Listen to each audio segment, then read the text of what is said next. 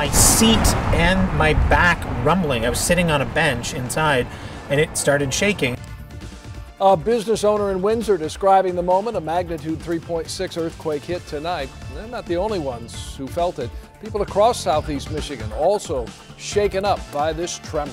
The earthquake happened around 8 o'clock tonight. It was centered near Amherstburg, Canada, just south of Windsor, and was felt across the Detroit River and beyond, I would say. Yeah, we have team coverage tonight. Action News reporters Alan Campbell and Brian Abel are in Grosse Ile and Southgate, where many felt the tremor. We'll get to them in just a minute. Yeah, but first we're going to go to Chief Meteorologist Dave Rexroth, and you're here with the science behind all of this and what prompted it. Yeah, well, we got faults all over the place. Now, in Michigan, we don't have a major fault. The most recent, or the nearest major fault is called the Madrid Fault, coming out of Missouri into eastern Illinois, not quite this far north.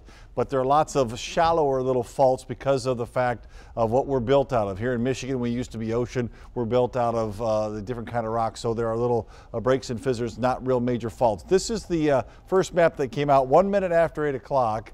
All right, the epicenter is about 4 miles east of Amherstburg, Ontario, just across the river from Boblo Island, really. You can see it, and you can see the fort over there when you look across the river. So just very, very near to us, 5 kilometers deep. Again, the magnitude 3.6. There have been 10 earthquakes in the last 6 years in our area. Some of them you haven't felt. They usually have to be about 2.5 for magnitude or higher to feel. This one, again, 3.6. That puts it in the minor category. Now, the blue pixels on here, so yep, it was felt. There was no damage. All right, so we haven't heard any reports of damage. We're going to check in locally to see if that was going on just a little bit. Here is the most recent, or the nearest area of the strongest feel, if you will. Detroit, downriver, over to Amherstburg into Ontario as well. But the magnitude reached all the way up toward Port Huron, all the way down to Sandusky and out toward areas like Milford, too. So far-reaching, absolutely, but not a whole lot of problems.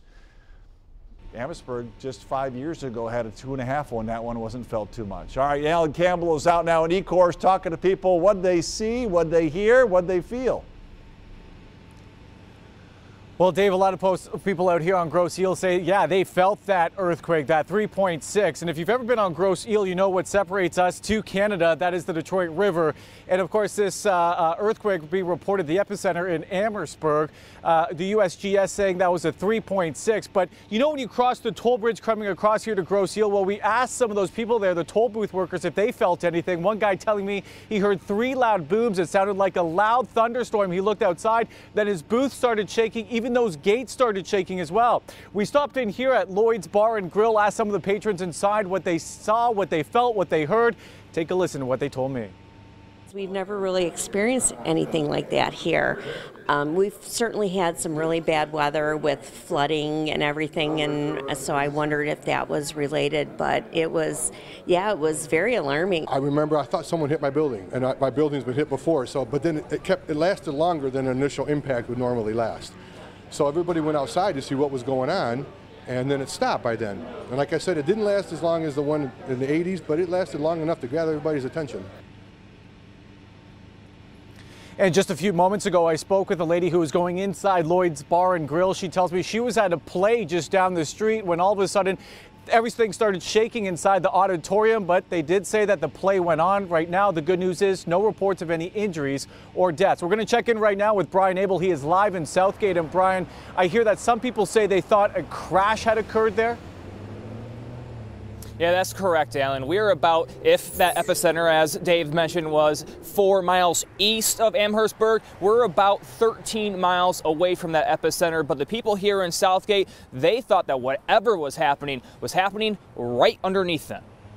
The whole house shook. I thought something was coming in the house. That's how loud it was. The thunderous underground roar of tectonic plates shifting forced people in many neighborhoods out into the streets, including Lisa Lockhart's in Southgate. Everybody was out on their porch, on their phones, looking at each other. It's like, what was that? Yeah, it was kind of crazy. The 3.6 magnitude quake's epicenter just across the river in Amherstburg, Canada. It was a big rumble that came like underneath the ground almost. My neighbor across the street said she thought her hot water tank actually exploded. Sharon Holavichak describes being in a 10-story senior living building when it hit, and the following aftershock. I thought it was a plane crash because I heard the plane crash years ago in Detroit at the bridge. Wow. So I thought that's what it was. It was like a slow rumbling, real low. Like as if you took your hands over a washboard. She was mentioning the aftershock there. Of course, this was felt across the metro in many areas. Many people, when I was on Facebook Live earlier, saying that they thought that a plane was landing on top of their building. Others thinking that there was a train derailment. But as of right now, we are hearing of no injuries reported from this. Reporting live in Southgate, Brian Abel, 7 Action News. All right, Brian, thank you. And we do have continuing coverage of the earthquake on air and on our website, WXYZ.com. You can also post any photos or share any stories with us that you may have on our Facebook page. And coming up at 11, we're going to talk to an expert from Wayne State live by phone. So be sure to tune in for that on 7 Action News at 11, and that's over on Channel 7.